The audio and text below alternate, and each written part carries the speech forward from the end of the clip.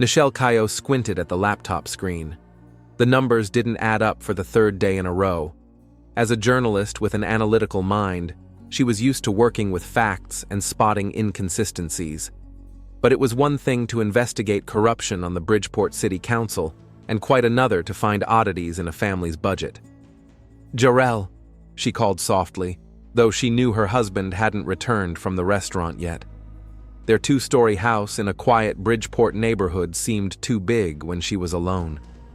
For the past 2 weeks, Jarrell had been staying late at work more and more often. Vendor problems, new menu, important customers. There were plenty of explanations, but they all sounded lame. Nichelle closed her laptop and walked over to the window. It was already getting dark outside, and the clock on the wall showed almost 11 p.m. She reached for the phone but stopped herself. Her call would only annoy Jarrell, who was getting more and more irritable lately. She went back to the laptop and opened the family budget file again. Nearly $50,000 had disappeared from their account in the last 3 months. Jarrell had attributed it to investments in the restaurant, but the reports he'd shown her looked unconvincing.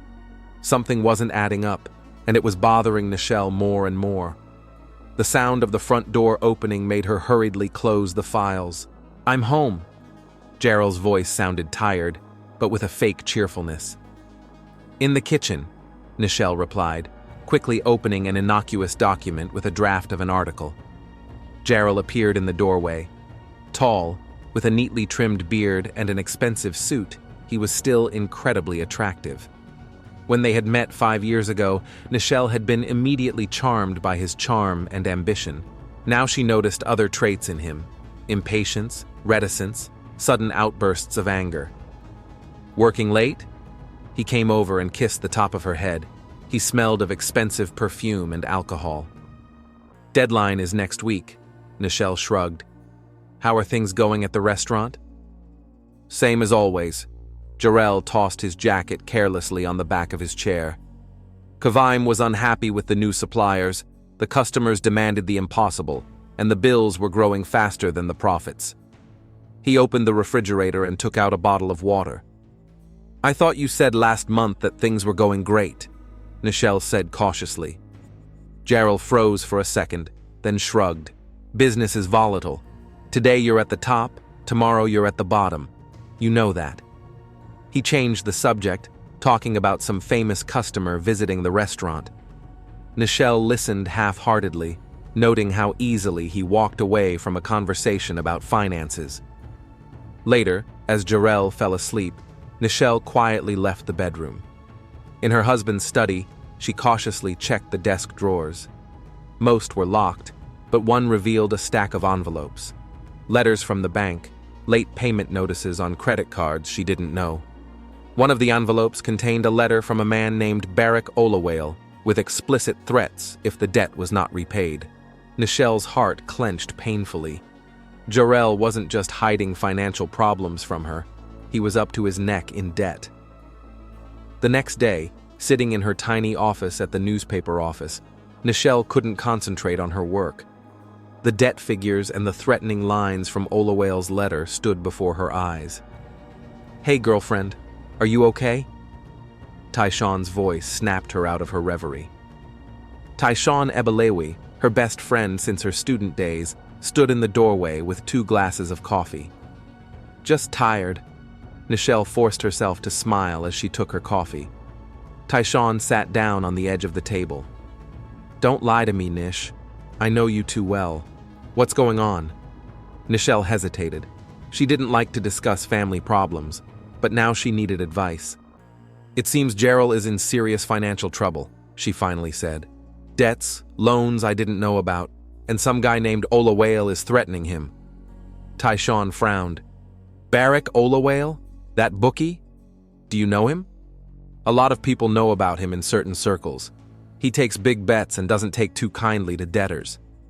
Tyshawn lowered her voice. "Nish, if Jarrell owes Olawale a debt, it's serious. This is no ordinary creditor." Nichelle felt a chill run down her spine. "Do you think Jarrell is playing?"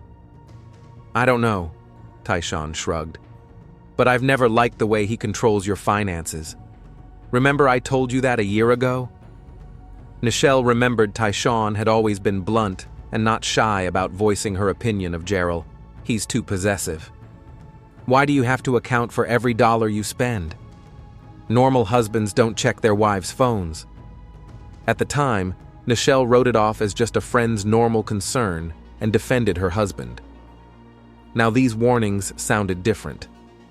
Over the next few days, Nichelle conducted her own investigation. She reviewed every document she could get her hands on, went through bank statements, checked the restaurant's accounting records she found on her husband's home computer. The picture that was forming was grim. Gerald wasn't just in debt. He seemed to be using the restaurant for some questionable financial transactions. The amounts passing through the accounts didn't match the actual attendance at the establishment. Large cash payments from unknown customers, strange transfers to offshore accounts, everything pointed to money laundering. On Friday night, Jarrell suggested meeting some friends at the bar. Nichelle agreed, hoping it was a chance to see him in a more relaxed setting and maybe realize what was going on. The evening went by tensely. Gerald was drinking a lot and laughing too loudly, and Nichelle could barely keep up a conversation while thinking about the documents they had found. Luckily, Tyshawn was there too and helped smooth out the awkward moments. At one point, Jarrell retreated to the bar, leaving his phone on the table. When it began to vibrate with an incoming message, Tyshawn glanced at the screen. "Nish," she whispered, going pale. "His phone is unlocked."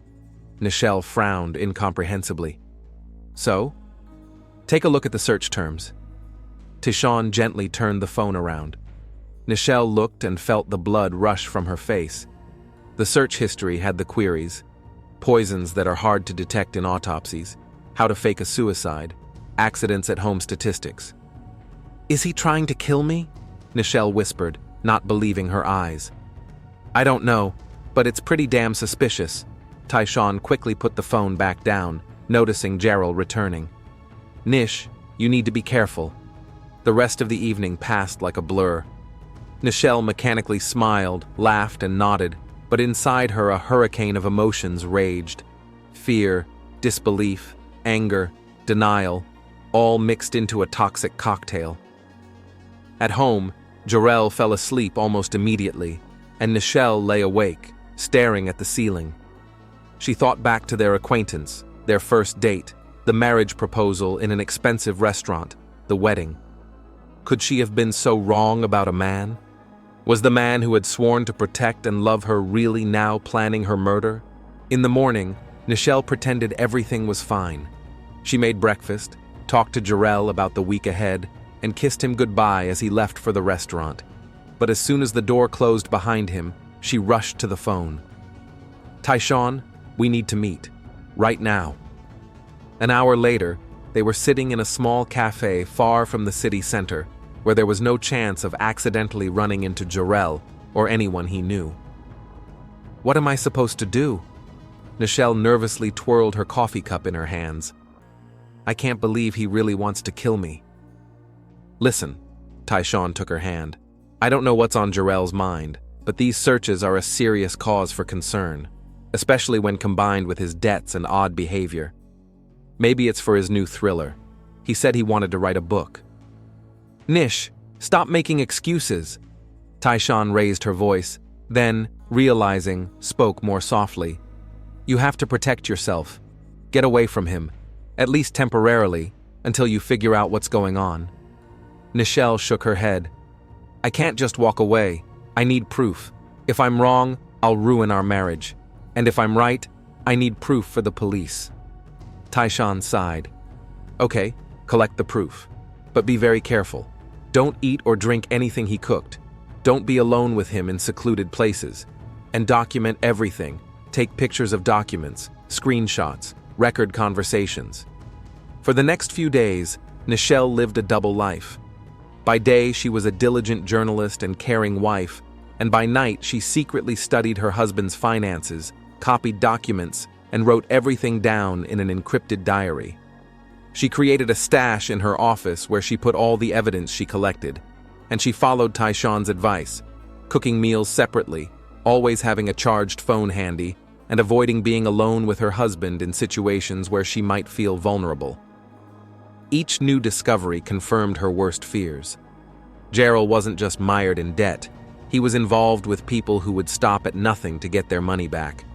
And it seemed he'd decided it was easier to get rid of his wife than to confess his problems to her. One evening, going through the mail, Nichelle found an envelope from the insurance company.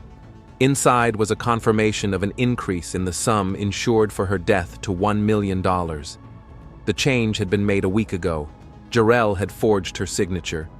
At that moment, the last of her doubts dissipated. Tyshawn was right. Her husband was indeed planning to kill her, and she was running out of time. 3 weeks later, Nichelle sat in her office and reread the materials she had gathered.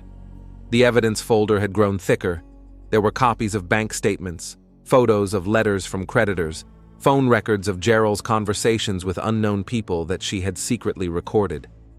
The latest find was a thumb drive she'd discovered in her husband's office, with files clearly indicating money laundering through the restaurant.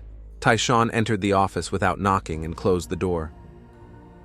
"Are you sure you want to do this today?" she asked, sitting down across from her. Nichelle nodded, pressing her lips into a thin line. "I can't live with this tension anymore, Ty. Every night I wake up at the slightest noise, thinking he's come to kill me. I can't eat what he cooks. I can't drink from an open bottle. It's driving me crazy." Tyshawn nodded understandingly. "What will you do after the conversation?" "If he admits everything and agrees to the divorce, I'll get the papers to a lawyer. If not..." Nichelle took a deep breath. "I'll go to the police. I have enough evidence of his financial fraud to start an investigation." "I don't like that." Tyshawn shook her head. "Let me at least be there when you talk to him." "No, it has to be a one-on-one conversation. But I'll call you right after, I promise. And if you haven't heard from me by 9 o'clock tonight, call the police." Tyshawn reluctantly agreed, but insisted on stopping by Nichelle's house the next morning. "I'll be at your house at 10 in the morning and we'll go together to the lawyer or the police, depending on the outcome of the conversation." All day long, Nichelle mentally rehearsed the upcoming conversation. She decided to be blunt, but not accusatory. Show the evidence and give Jarrell a chance to explain everything. Maybe there had been some misunderstanding. Maybe she was wrong about his intentions. Jarrell came home earlier than usual, around 7 in the evening. He looked tired and irritable. "Is dinner ready?" he asked, throwing his jacket on the couch. "We need to talk," Nichelle replied, feeling her heart pounding in her chest. Jarrell froze, then slowly turned to her. His gaze became wary. "About what?"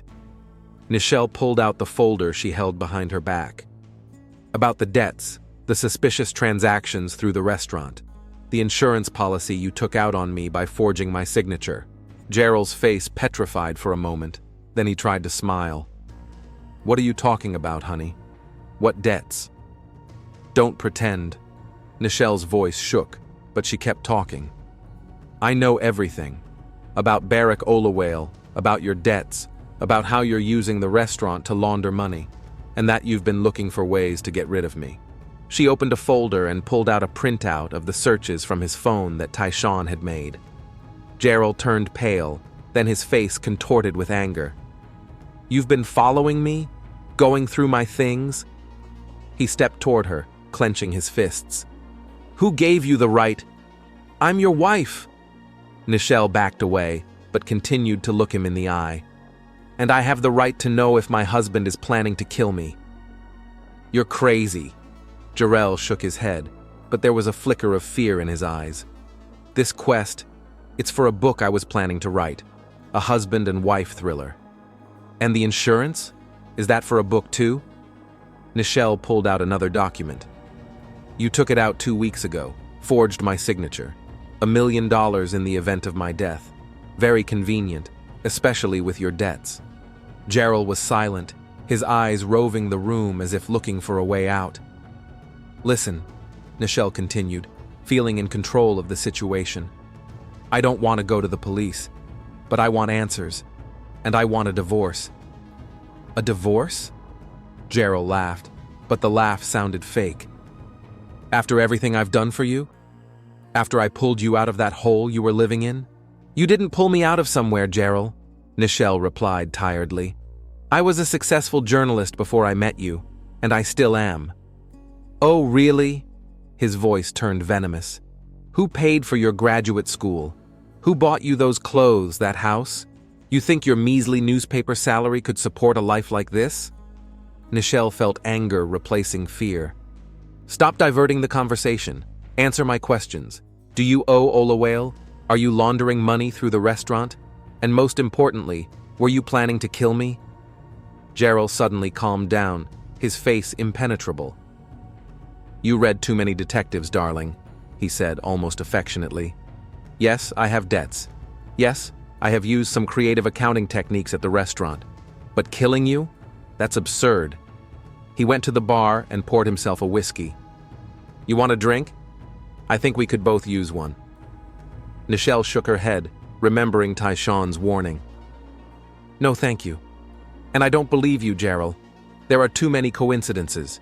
The debts, the insurance, the searches about poisons. Gerald took a sip, then set the glass down and looked her straight in the eye. Okay, let's be honest. Yeah, I'm screwed. I owe Olawale more than I can pay back. He's not the type to forgive debts. He ran his hand over his face. I've really been thinking about different options. But I would never hurt you, Nish. Never. His voice sounded sincere, and for a moment, Nichelle almost believed him.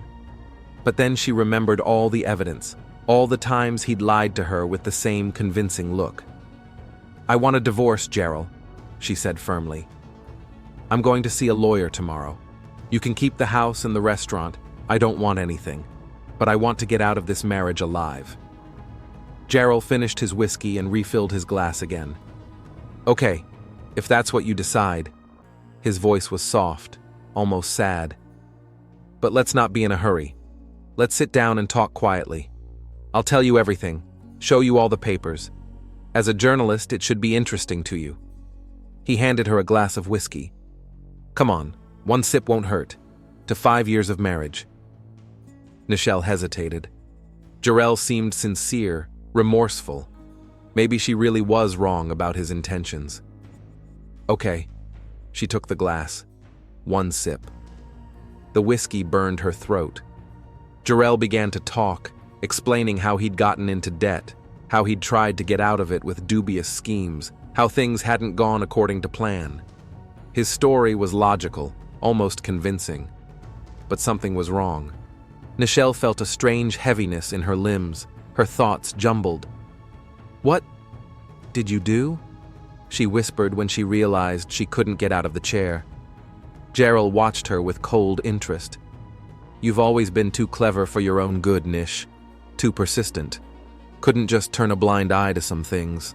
Her vision began to blur, but she saw Jarrell pull gloves from his pocket and put them on. I'm sorry about this, he said almost gently. But I don't have a choice. You know too much. The last thing Nichelle remembered before she passed out was Jarrell bringing a glass of water to her lips, forcing her to take a few more sips. Tyshawn arrived at Nichelle's house at exactly 10 the next morning, as they had agreed. She had been calling her friend all evening, but had gotten no answer. At first, she thought that Nichelle and Jarrell were talking peacefully and working out their problems, but by morning, the worry had turned to panic. The door was unlocked, which in itself was odd. Tyshawn cautiously entered the house. Nish? Jarrell? Anyone home? She called out. The silence seemed ominous. Tyshawn walked into the living room and froze with horror. Nichelle was lying on the couch, unnaturally pale and motionless. There was an empty glass on the table next to her and a note lying on the table. Nish! Tyshawn rushed to her friend, grabbed her by the shoulders and started shaking her. Nish, wake up, please! But Nichelle didn't respond. Her skin was cold. There was no pulse.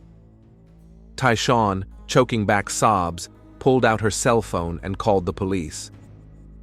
Detective Imani Newell arrived on the scene 20 minutes after the 911 call.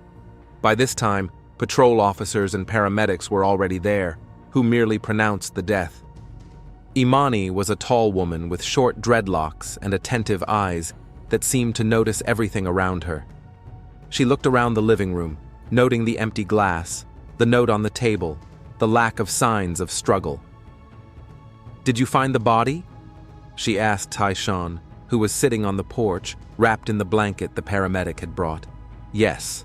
Tyshawn lifted a tear-stained face. "I'm her best friend. We were supposed to meet this morning to go to the lawyer's office." "Lawyer?" Imani sat down next to her. "Why?"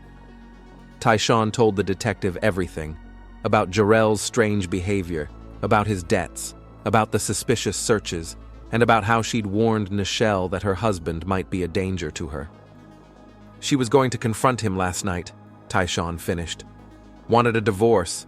She was afraid of him, detective, afraid he'd kill her." "And where is the husband now?" Imani asked. "I don't know. His car is gone. He's not in the house either." Imani nodded and went back into the house. She went to the table and, putting on her gloves, carefully picked up the note. "I can't live with this fear and suspicion anymore. Jarrell, I'm sorry for everything. I love you, but I can't go on living like this. Goodbye." The handwriting was neat, but something unnatural. Imani took a picture of the note and put it in an evidence bag. Her attention was drawn to the cell phone lying on the coffee table next to the couch. She checked the recent calls and messages. Lots of missed calls from Tyshawn, but none outgoing after 6 p.m. the previous day. Looking around the rest of the house, Imani found a few oddities. There were shards of glass in the kitchen trash can that looked like a broken glass. In the bedroom, the bed was untouched, as if no one had slept there. In the bathroom, there were no wet towels or used toothbrush, signs of a morning toilet. None of this was consistent with a suicide. Back in the living room, Imani found a tall man there talking to one of the officers. His eyes were red from crying and his hands were shaking. "Mr. Ko?" Imani asked as she approached him. "Yes," he turned to her. "I am Nichelle's husband. What happened? The officer says she—" His voice trailed off. "Detective Imani Newell," she introduced herself. "I'm sorry, but your wife is dead. Preliminarily it looks like a suicide, but the investigation has just begun." Jarrell covered his face with his hands. "My God, no. Why? Why did she do it?" "I hope you can help us figure that out," Imani said, watching his reaction carefully. "Where were you last night and this morning?" "Yeah, I was at a restaurant till late. Then I went to a friend's house. Nichelle and I had a fight, and I didn't want to go home." He pulled out his cell phone. "Here, you can check. I called her several times, but she didn't answer." Imani glanced at the phone. Indeed, there were outgoing calls to Nichelle's number, but they were all made in the morning, after 9 o'clock. "Could I speak to your friend for confirmation?" she asked. "Sure." Jarrell gave the name and phone number. "What happened, detective? Did she leave a note?" Imani showed him the packet with the note. Jarrell read it and cried again. "It's because of what I said yesterday. We had a fight. I said terrible things to her. Oh God, it's my fault." His grief looked genuine, but something about it alarmed Imani. Too many tears, too dramatic gestures. It was as if he was playing the part of a grief-stricken husband. Hours later, Nichelle's body was sent to the morgue for autopsy, and Imani continued to interview witnesses. Tyshawn insisted that Nichelle would never have killed herself. She was afraid of Jarrell, not herself, she said. And she wouldn't have written to him about her love in a suicide note. They were getting a divorce. Jarrell's friend confirmed that Jarrell had indeed spent the night at his place, but admitted that Jarrell came in late, around midnight, and seemed agitated. When Imani returned to the station, the pathologist's preliminary report was waiting for her. Dr. Chin, an experienced medical examiner, looked puzzled. "Is there something wrong?" Imani asked. "I'm not sure," replied the doctor. "At first glance, the cause of death appears to be cardiac arrest, but some signs confuse me, and I found a strange substance in her blood. I need to run more tests, but it looks like a rare plant poison that affects the heart muscle and is very difficult to detect in a normal autopsy. Poison? Imani felt a chill run down her spine. Are you sure? Not 100%, but enough to consider this death suspicious, Dr. Chin nodded. Do you have reason to believe it was murder? Imani recalled Taishan's words about Gerald's searches and the warnings she had given to Nichelle. Yes, she replied. There definitely is. Detective Imani Newell sat at her desk with the crime scene photos spread out in front of her. Something had been bugging her about this case from the beginning. The suicide note looked too perfect, too neat for a man determined to kill himself. And where were the signs of a struggle if Nichelle was truly afraid of her husband? The phone on her desk rang, interrupting her musings. Detective Newell, she answered.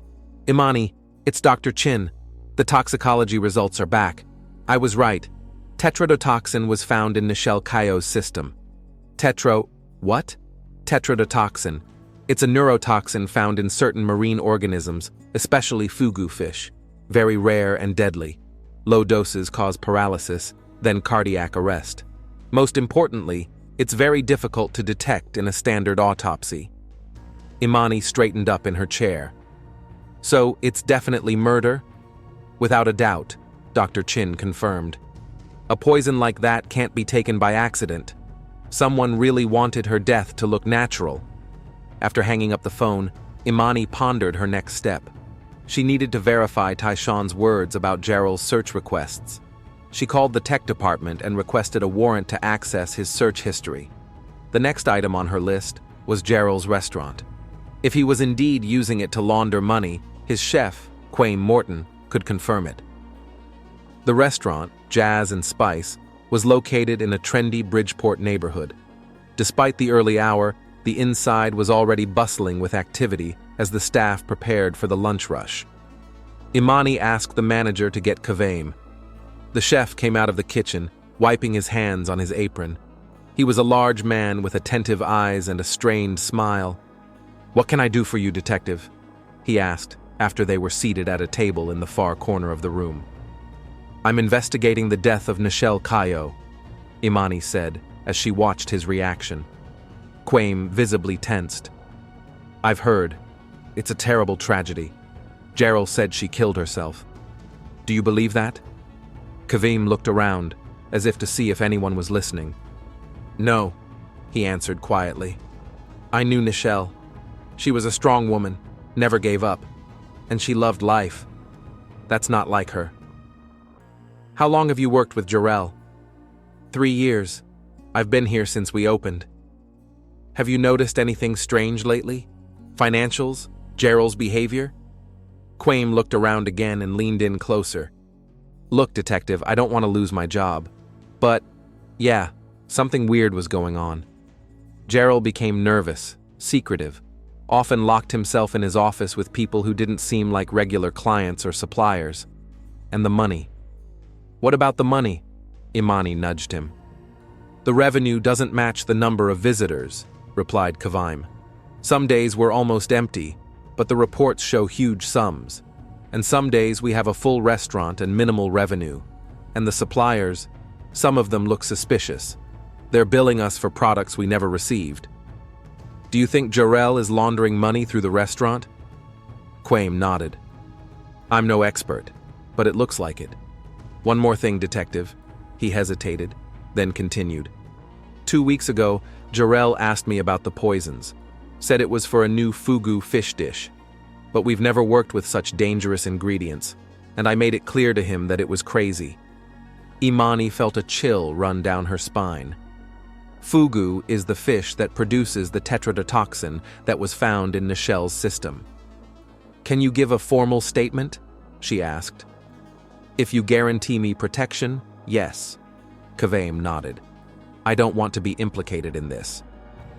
After talking to the chef, Imani headed to the newspaper office where Nichelle worked. She hoped to find something there that might shed some light on what was going on. Nichelle's boss, an elderly editor named Leon Betty, was clearly upset about her death. She was one of the best journalists, he said. Tenacious, smart, with a great feel for stories, and very organized, always documenting everything down to the last detail. "May I see her workplace?" Imani asked. Leon led her to a small desk in the corner of the newsroom. Imani started going through papers, going through drawers, but found nothing unusual. Just professional papers, drafts of articles, notes for interviews. "Did she have a private locker or something?" the detective asked. "Yes, in the back room." Leon nodded. All journalists keep personal items there that they don't want to leave on their desks. In the small back room were metal lockers with the names of the employees. Nichelle's locker was locked. "Do you have a spare key?" Leon shook his head. "No, but Tyshawn might have one. They were best friends, and I know Nichelle trusted her." Imani called Tyshawn, and she confirmed that she did indeed have the key. "Nichelle gave it to me 2 weeks ago," she said. "Said if anything happened to her, I should check her locker." She was scared, detective, afraid Jarrell might do something. An hour later, Tyshawn met Imani in the newsroom and opened her friend's locker. Inside was a bulky folder labeled Insurance and a small notebook. "This is her personal journal," Tyshawn said, pointing to the notebook. She always kept it, writing down everything important. Imani took both items and drove back to the station. There she spent several hours studying the contents of the folder and going through Nichelle's diary. What she discovered turned suspicion into certainty. The folder contained detailed evidence of Jarrell's financial machinations, copies of bank statements, photographs of debt documents, recordings of conversations with creditors. And in the diary, Nichelle detailed her concerns about her husband's behavior and the strange search queries she'd discovered on his phone. The last entry in the diary was dated the day she died. "Going to talk to Jay today about divorce. Gathered all the evidence of his machinations. If he agrees to the divorce, I'll get the papers to a lawyer. If he doesn't, I'll go to the police. I'm scared, but I can't live in fear anymore. Tyshawn's right, he's dangerous. If anything happens to me, all the evidence is in a locker in the newsroom." By late afternoon, the tech department provided the results of Jarrell's search query analysis. They fully confirmed Tyshawn's words. Many queries about poisons, especially tetrodotoxin, about ways to fake a suicide, about how to avoid traces of poison in autopsies. But the most compelling evidence was the poison purchase data. A cybercrime specialist discovered that Jarrell had purchased tetrodotoxin via the darknet a week before Nichelle's death. The transaction was carefully disguised, but the experts were able to trace it back to Jarrell. With that evidence, Imani got an arrest warrant and called Jarrell in for questioning. He arrived at the station, still playing the part of the grief-stricken husband. But when the detective began showing him the evidence, his confidence began to melt. "It's all a misunderstanding," he insisted, but his voice shook. "I was really interested in poisons, but for culinary purposes. And the suicide searches were for a book I wanted to write." "And buying tetrodotoxin through the darknet is also for a book?" Imani asked, placing a printout of the transaction data in front of him. Jarrell turned pale. It's not," he stammered. "I want a lawyer." "Of course, that's your right," Imani nodded. "But before we adjourn, take a look at this." She opened Nichelle's diary and showed him the last entry. "She knew you were dangerous, Mr. Ko, knew and documented everything. And this," Imani pulled out a sheet of toxicology results, "confirms that she was poisoned with the same poison you bought. A coincidence?" Jarrell sat staring at the table, his shoulders slumped. "You don't understand," he whispered. "I was in a desperate situation. Olawale threatened to kill me if I didn't repay the debt. And the insurance, it was the only way out." "Will you confess to killing your wife, Mr. Ko?" Imani asked in an official tone. Jarrell looked up at her, his eyes a mixture of despair and anger. "It was her own fault," he shouted, slamming his fist on the table. "Why did she meddle in my affairs? Why was she going through my things? If she had just closed her eyes, everything would have been fine." "You poisoned her with tetrodotoxin and staged her suicide," Imani stated. "It's premeditated murder, Mr. Ko." "She left me no choice," Jarrell hissed. "Do you know how easy it was?" 1 sip of whiskey and poison, then a few more sips of water to be sure. She didn't even fight back, so trusting to the very end. Imani mentally thanked the technician who had insisted on installing a hidden camera in the interrogation room. Gerald's actual confession had been recorded. "Gerald Cayo, you are under arrest for the murder of Nichelle Cayo." She stood up and made a sign to the officer outside the door. As Gerald was being led away, Imani noticed his sudden realization that he had just outed himself. 3 months later, Imani sat in the courtroom watching the jury return with the verdict. The trial had been long and complicated. Jarrell's lawyers had tried to discredit the evidence, claiming that Nichelle's diary entries were just paranoia and that the poison purchase was really for culinary experiments. But the totality of the evidence was too compelling, especially after Barrick Olawale, eager to get a lesser sentence for his own crimes, agreed to testify against Jarrell, confirming that he owed him a huge sum due to his losses in illegal gambling. On the charge of murder in the first degree, the jury foreman read, "We find the defendant, Gerald Cayo, guilty." A buzz ran through the courtroom.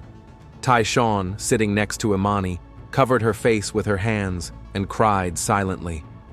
Nichelle's parents, who had traveled from out of state, held hands, their faces a mixture of relief and sorrow.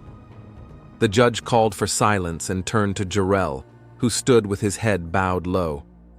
"Gerald Cayo, for the willful murder of your wife, Nichelle Cayo, you are sentenced to life in prison without parole." Imani watched as Jarrell was led away from the courtroom. She'd seen a lot of murderers in her career, but this case affected her particularly deeply. Nichelle had done everything right, gathered evidence, planned to leave her dangerous husband, even warned her friend. And still, the system failed to protect her. After the meeting, Tyshawn approached the detective. "Thank you," she said, wiping away her tears, "for getting justice for Nichelle." "I was just doing my job," Imani replied. "I wish we could have prevented it." "It's not your fault," Tyshawn shook her head. "It's the system's fault. How many women have to die at the hands of their partners before we start taking their fears seriously? How many warning signs have to be ignored?" Imani nodded. She had often wondered about this question. Too often she had seen women who feared for their lives not taken seriously until it was too late. "We have to do more," she said. "And we will." Back at the station, Imani thought about Nichelle's journal, about her fearless pursuit of the truth even when faced with danger, about how she had documented her suspicions, gathered evidence, tried to defend herself in every way possible. It didn't save Nichelle, but it did help bring her killer to justice. And perhaps it will serve as a warning to others, and to a system that too often fails those who need protection the most.